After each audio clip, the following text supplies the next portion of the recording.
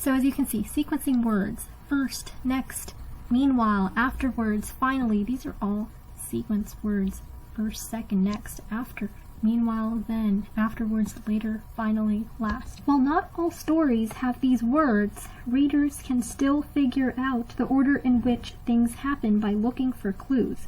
For example, words such as morning, afternoon, and night are clues that show the passing of time and help us tell when things happen. Listen carefully to the order in which things happen in this short story that I'm about to read to you.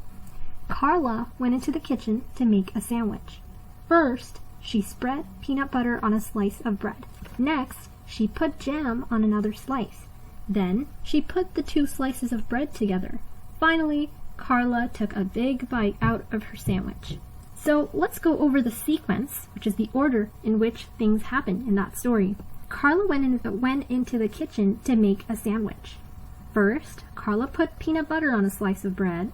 Next, Carla put jam on another slice of bread. Then, Carla put the two slices of bread together.